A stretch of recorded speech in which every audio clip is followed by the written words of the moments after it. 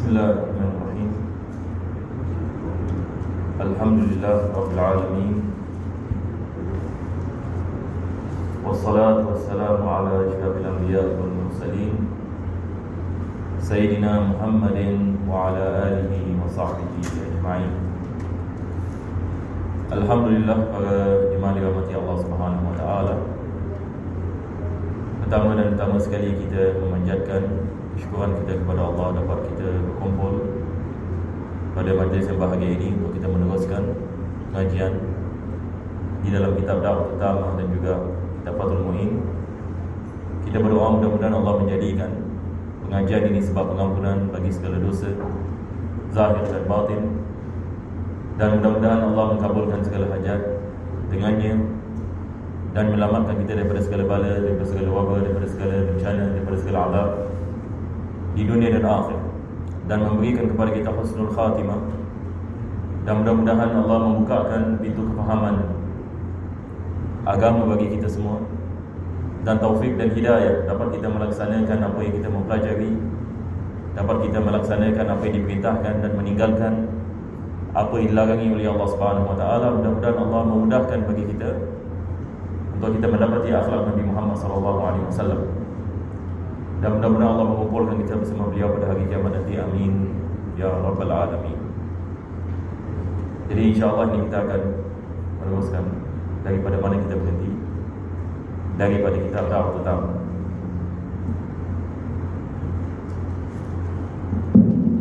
Bismillahirrahmanirrahim.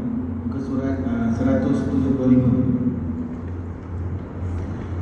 Tetapi jika dia mencari dunia dengan niat untuk berbakti kepada orang-orang yang susah dengan dunia itu serta menyedekahkannya kepada mereka, maka sepatutnya diingatkan kepadanya dengan kata-kata ini: wahai orang yang menuntut dunia untuk berbakti dengannya, ketahuilah bahawa meninggalkan dunia itu adalah lebih berat baktinya berkali-kali. Toh, bagaimana pula dengan orang yang mencarinya untuk memuaskan hawa nafsunya serta menuntut kelazatan dan binasa lagi sementara itu? Nah, kita di dalam kitab Da'wah Utama kita masih membicarakan berkenaan dengan apa yang disebutkan oleh Imam Al-Haddad berkenaan dengan hubbud dunia. Jadi ini adalah perkara yang bersangkut dengan cinta kepada dunia. Yang dimaksudnya sekali lagi dia adalah berkenaan dengan hati seseorang manusia itu terpaut kepada dunia. Jadi seperti mana kita mengatakan banyak kali, Islam tidak mengharamkan seseorang itu memperolehi daripada dunia. Itu tanpa syak, betul ke tidak? Sebab kita lihat Nabi Sulaiman AS, Nabi yang sangat kaya sekali. Allah Subhanahu wa taala memberikan kepada dia kerajaan yang mana tidak ada manusia yang mempunyai kerajaan seperti ini. Tetapi dia seorang rasul maksum. Begitu juga kita ada sahabat-sahabat Nabi sallallahu alaihi wasallam, Allah membukakan pintu kekayaan kepada mereka. Lebih-lebih lagi selepas wafatnya Nabi sallallahu alaihi wasallam, ramai di kalangan para sahabat menjadi kaya selepas wafatnya Nabi sallallahu alaihi wasallam disebabkan futuhat, iaitu kerajaan Rom ini jatuh di tangan orang Islam, Parsi jatuh di tangan orang Islam, dan mereka dilantik sebagai governor. Kita ada kisah yang masyhur berkenaan Abu Hurairah radhiyallahu anhu.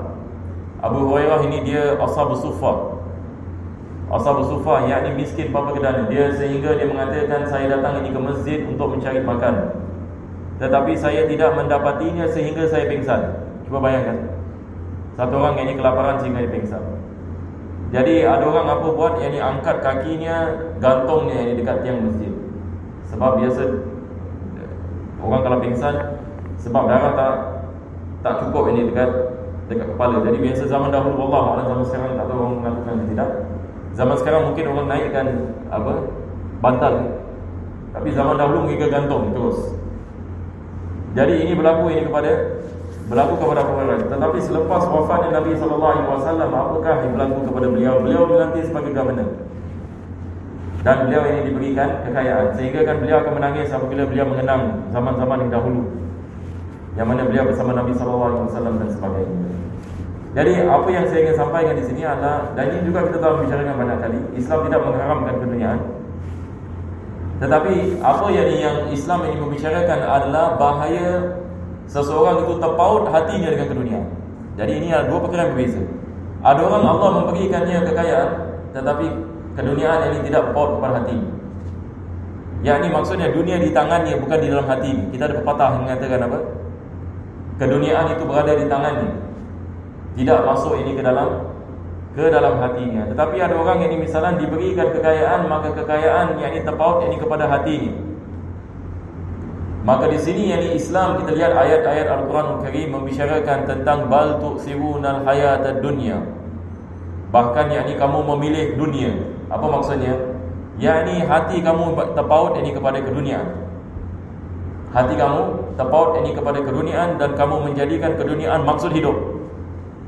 Kamu menjadikan keduniaan kamu adalah segala-galanya. Kebanyakan manusia begitu, betul-betul ke tidak?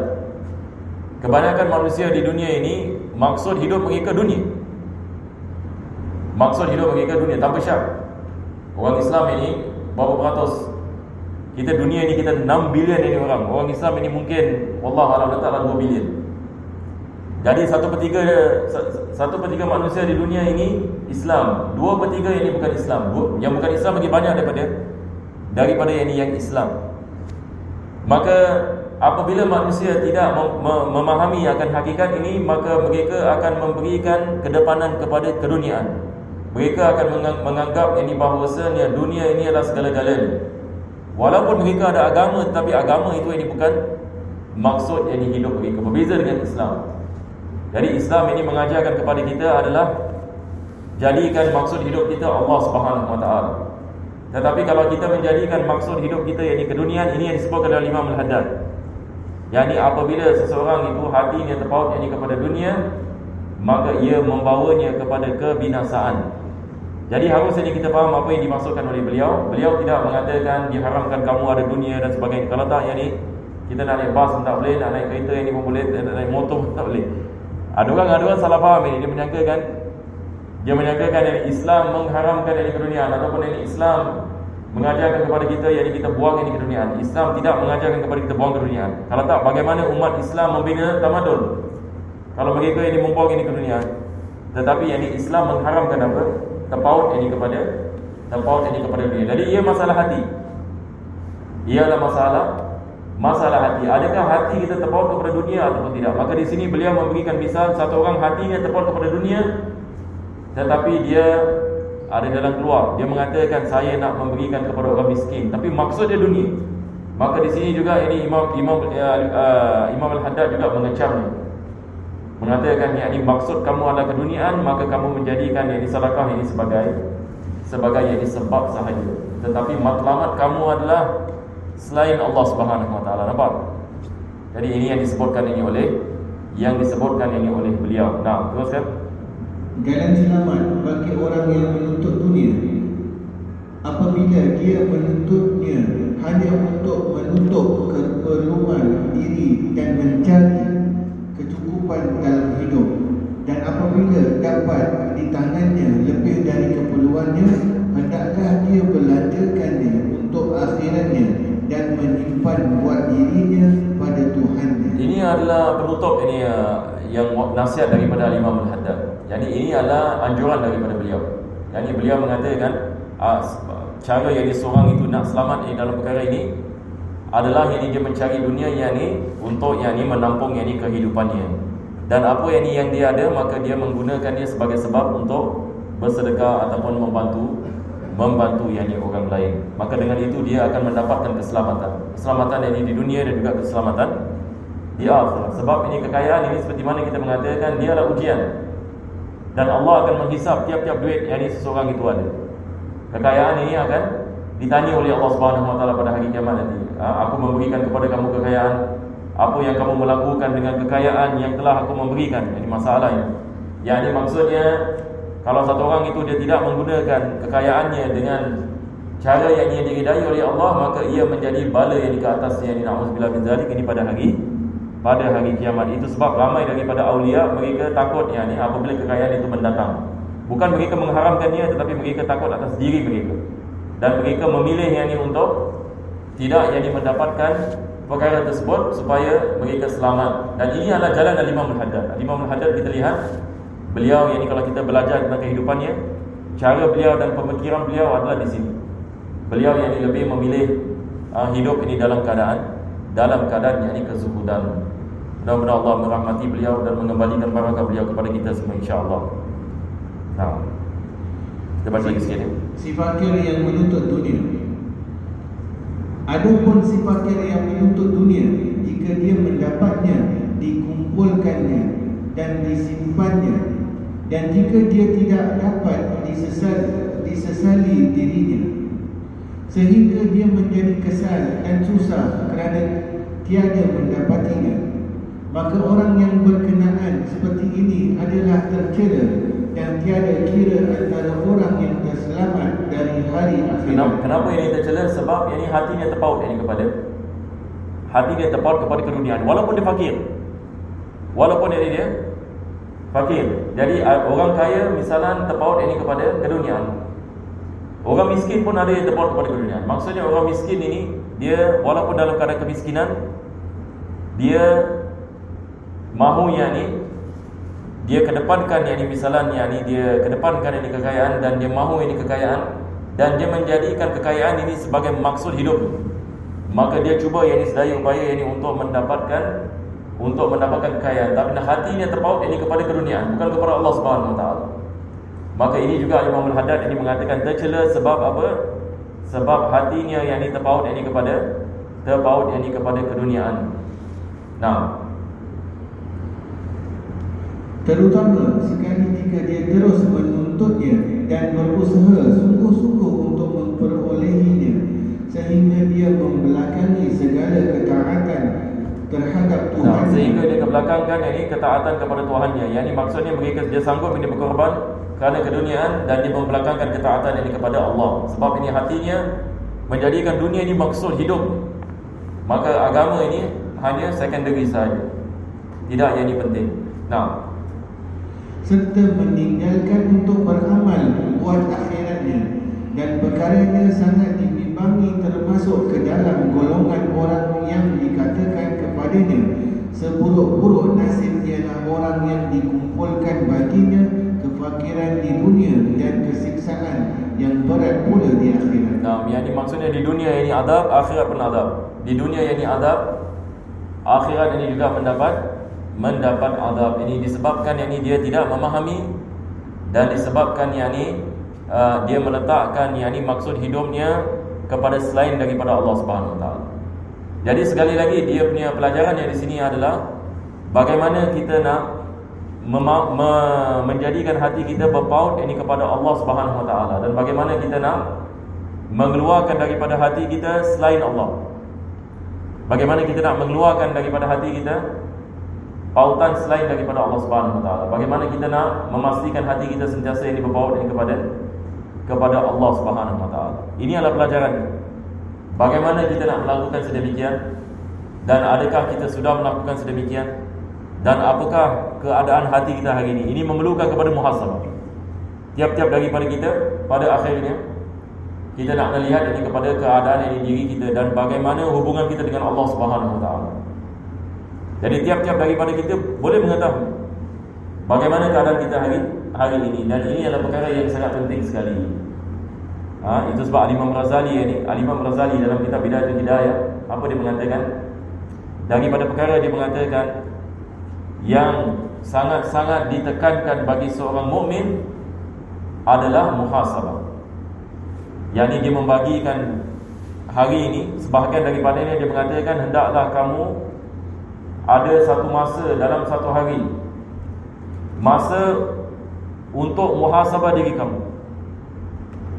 Masa ini untuk muhasabah diri kamu. Ini maksudnya kita duduk dan kita renung atas diri kita. Al-Imam Razali ini dia menganjurkan tiap-tiap hari mesti buat. Bukan dari sebulan sekali, bukan seminggu sekali. Kau bayangkan. Yang ini tiap-tiap hari. Jadi tiap-tiap hari yang ini buat apa? Yang ni ada masa, yang ni beberapa yang ni masa, dan dia tak perlu yang ni masa yang panjang sebenarnya. Yang ni bagaimana kita nak merenungkan hari ni apa kita buat. Kita bandingkan hari ini dengan semalam ini misalnya. Hari ini bagaimana dengan salat kita? Hari ini bagaimana dengan bacaan Al-Quran? Hari ini bagaimana dengan zikir kita? Semalam bagaimana? Hari ini bagaimana? Besok macam mana? Nampak tak? Jadi maksudnya di sini adalah mesti ada improvement. Mesti ada improvement. Kalau kita mendapati diri kita slack misalnya, bulan lepas kita Masya Allah bagus, semua bagus, tapi bulan ini nampaknya yang ini semua down. Jadi kita harus ini melakukan sesuatu. Jadi kita ingatkan kepada diri kita, besok kita nak kena melakukan sesuatu. Jadi ini adalah kita memperbarui diri kita punya keazaman. Jadi muhasabah ini adalah perkara yang sangat yang ditekankan oleh para ulama. Sehingga kan ada perkataan mengatakan hasibu anfusakum qabla an tuhasabu. Yani hendaklah kamu hisap diri kamu sebelum kamu dihisapkan. Hendaklah kamu hisap diri kamu sebelum kamu dihisapkan. Dan manusia yang bijak, Nabi mengatakan al-kayyisu man dana nafsahu. Orang yang bijak adalah orang yang sentiasa muhasabah diri. Nabi SAW mengatakan orang yang muhasabah diri adalah orang yang bijak. Kenapa ini orang yang bijak? Sebab ini dia tahu destinasinya. Satu hari dia nak mati, satu hari dia akan kembali kepada Allah. Jadi bagaimana dia nak mendapatkan perkara-perkara yang akan memberikan kepada dia manfaat apabila dia datang ajalnya. Sebab ini dia mengetahui bahawasanya dunia ini bukan maksud hidup. Dunia ini sementara, dia mesti nak ada persiapan. Satu orang ini dia kalau nak pergi overseas, kalau dia orang yang bijak, dia mesti ada persiapan, betul ke tidak? Kalau satu orang nak pergi Amerika misalnya, nak duduk sana 1 tahun, jadi dia nak kena fikir apa nak bawa, betul ke tidak? Bagaimana weather di sana? Musim sejuk ini berapa degree, musim panas berapa degree, baju apa nak bawa, mana nak tinggal, pasport bagaimana, visa bagaimana, betul tak? Ini semua adalah perkara yang orang akan memikirkan. Tapi kalau orang yang jahil, yang ni dia pun tak tahu apa itu Amerika, yang ni apa itu pasport, ini apa itu visa, dia pergi ke airport, orang tanya dia, yang ni mana awak punya pasport, saya macam mana pasport, saya tak tahu, pasport dah expire. Nampak? Sebab dia tidak ada persiapan. Jadi bila dia tidak ada persiapan, maka perjalanannya ini semua yang terdesak. Perjalanan yang ini semua ada yang didesakan. Mudah-mudahan Allah Subhanahu Wa Taala memberikan kepada kita taufik ini, insya-Allah dapat ini kita menjalani kehidupan ini dengan baik, dapat kita kembali insya-Allah dalam keadaan yang kita diridai oleh Allah Subhanahu Wa Taala, dan mudah-mudahan Allah selamatkan kita di dunia dan selamatkan kita di akhirat. Amin ya rabbal alamin. Jadi insya-Allah kita akan masuk pada